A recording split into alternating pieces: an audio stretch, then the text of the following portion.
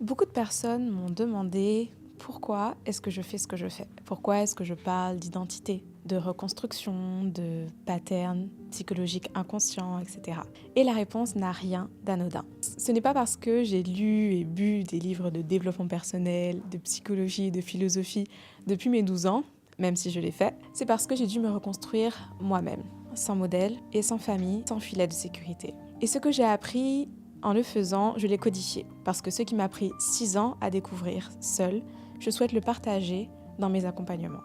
Je viens d'un environnement familial à la base fragmenté. Mon père, je ne l'ai jamais connu. Et la relation que j'avais avec ma mère ressemblait plus à celle d'une thérapeute et sa patiente, sauf que la thérapeute, c'était moi. Et je me souviens d'un jour en particulier, ma sœur et ma mère ne se comprenaient pas. Elles avaient du mal à se parler. Elles ne se disaient pas ce qu'elles pensaient vraiment et elles peinaient vraiment à communiquer. Elles accumulaient des blessures sans les nommer. Et j'ai passé 3 heures, littéralement, à traduire ce que l'une disait à l'autre, à révéler ce qui se cachait sous les mots. À la fin, elles ont pleuré.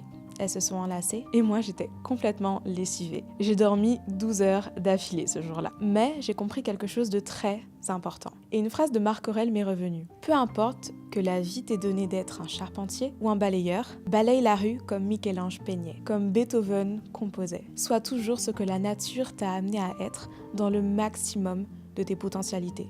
Sois le meilleur que tu sois.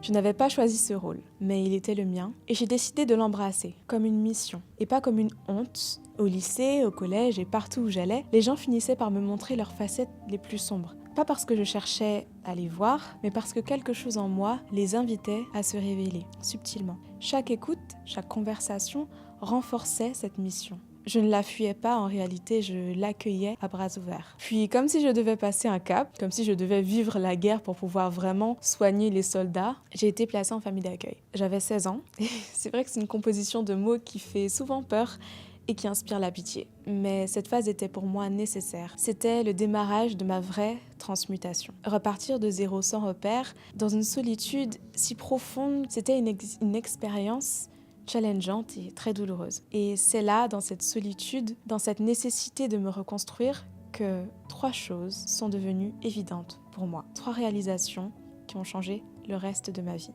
et que je vais vous partager maintenant. La première réalisation, c'est que mon passé n'est pas une excuse, mais c'est une matière première. Pendant longtemps, j'ai porté mon enfance comme une tare, comme quelque chose dont j'aurais dû avoir honte, comme un poids qui me condamnait à vivre une vie plus difficile que celle des autres. Mais un jour, j'ai réalisé quelque chose de fondamental. Tout ce que j'ai vécu m'a donné des compétences que la plupart des gens n'ont pas. Des compétences qu'on n'apprend pas dans les livres, qu'on n'enseigne pas à l'école. Lire les non-dits, décrypter les patterns, comprendre les systèmes inconscients qui régissent les gens, leur façon de fonctionner et comportement, naviguer dans l'instabilité sans s'effondrer, reconstruire à partir de rien. Ces compétences, je ne les ai pas apprises en théorie. Je les ai forgées dans la nécessité, quasiment même en fait dans la survie. Et aujourd'hui, ces compétences sont exactement ce qui me permet de faire ce que je fais, d'accompagner des personnes dans leur reconstruction, de voir ce que d'autres ne voient pas, de créer des systèmes là où il n'y en avait pas. Mon passé n'est pas ce qui me définit, mais c'est ce qui m'a équipée. Et il y a une phrase de Nietzsche en fait qui résume ça parfaitement. Ce qui ne me tue pas me rend plus fort. Mais ce n'est pas automatique. Ce n'est pas parce que vous avez vécu des choses difficiles, que vous avez traversé quelque chose de douloureux, que vous en ressortez plus fort. Ce qui vous rend plus fort, c'est ce que vous en faites, ce que vous faites avec ce que vous avez traversé. Tu peux porter ton passé comme une excuse. Oui, je suis comme ça à cause de mon enfance. Ou alors, tu peux le transformer en matière première. Voilà ce que j'ai appris dans mon enfance et voilà comment je l'utilise. La différence entre les deux, c'est le choix que tu fais. Pas ce qui est arrivé, mais ce que tu décides d'en faire. La deuxième réalisation, c'est que la clarté vient de l'action et non pas de la réflexion. Après mon placement, j'ai fait ce que tout le monde fait quand on cherche à se reconstruire. J'ai essayé de tout comprendre avant d'agir. J'ai lu beaucoup, des dizaines de livres de psychologie et de développement personnel, de philosophie et de neurosciences. J'ai cherché la bonne méthode, la bonne approche, le bon moment pour pouvoir commencer. Je pensais que si j'apprenais assez de choses et si j'analysais assez, la clarté viendrait et qu'ensuite je pourrais agir. Mais ça ne s'est pas passé comme ça. J'ai passé des mois à tourner en rond dans ma tête, à accumuler des connaissances, sans jamais vraiment avancer. Jusqu'à ce que je réalise que la clarté ne vient pas de la réflexion, elle vient de l'action. Tu ne comprends pas ta vie en y réfléchissant, tu la comprends en la vivant. Et après 4 années d'études dans les domaines de la sociologie, la psychologie, la gestion d'entreprise et le marketing. J'ai lancé ma première entreprise sans savoir ce que je faisais. Je n'avais pas de plan parfait, je n'avais pas tout compris et j'avais juste une direction un peu vague à vrai dire, mais l'envie de construire quelque chose de concret. Et c'est en le faisant que j'ai appris. Chaque décision me révélait quelque chose sur moi.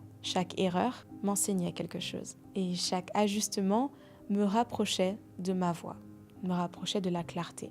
Et pareil pour la reconstruction de mon identité. Je ne me suis pas assise pour trouver qui je suis, de manière abstraite. J'ai agi, j'ai posé des limites, j'ai dit non à des choses qui ne me correspondaient plus. Et j'ai dit oui à des choses qui résonnaient vraiment avec moi. Et c'est en bougeant que j'ai compris qui j'étais vraiment. Il y a cette idée dans notre culture qu'il faut être prêt avant d'agir. Il faut avoir tout compris, tout maîtrisé avant de se lancer. Mais c'est un mensonge. Tu ne seras jamais prête si tu attends d'être prête. La clarté vient du mouvement et pas de l'immobilité.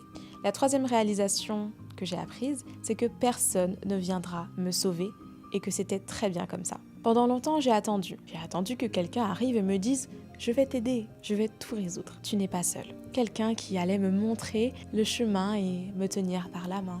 Mais personne n'est venu. Mais au travers de tout ce que je lisais et de tout ce que je regardais, j'ai trouvé des mentors qui ne m'ont pas aidé à proprement parler de manière directe, mais qui m'ont fourni les clés et des réflexions pour m'aider moi-même. Personne n'est venu, alors j'ai moi-même trouvé ma voie. Je l'ai tracée. Parce que le jour où tu acceptes que personne ne vienne te sauver, tu arrêtes d'attendre. Tu deviens responsable et tu commences à construire.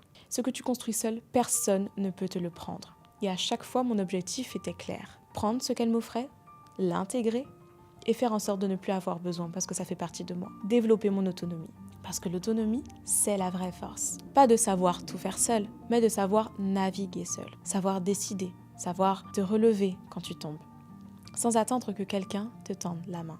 Et aujourd'hui, c'est exactement ce que je transmets dans mes accompagnements. Mon objectif n'est pas que quelqu'un reste dépendant de moi, c'est qu'elle reparte avec des outils, avec les systèmes, avec la capacité de continuer seule. Ces 3 réalisations m'ont permis de lancer mon entreprise à 22 ans. Et pas parce que je savais faire du business, mais parce que j'avais construit une posture intérieure stable avant de construire quoi que ce soit d'autre. Mon identité était définie. Elles m'ont permis de transformer ce qui aurait pu être une vie brisée en une vie cohérente, en une vie alignée. Et aujourd'hui, c'est exactement ce que je transmets. Pas comme une inspiration vague et abstraite, mais comme un système codifié qui n'attend qu'à nourrir son prochain et l'aider dans sa réalisation. Merci à toi d'avoir regardé cette vidéo. Maintenant, tu en sais un petit peu plus sur moi et sur mon pourquoi. Et si tu es intéressé par mes accompagnements, tu auras le lien juste en description où tu pourras remplir un petit formulaire et voir si on peut travailler ensemble. À la prochaine.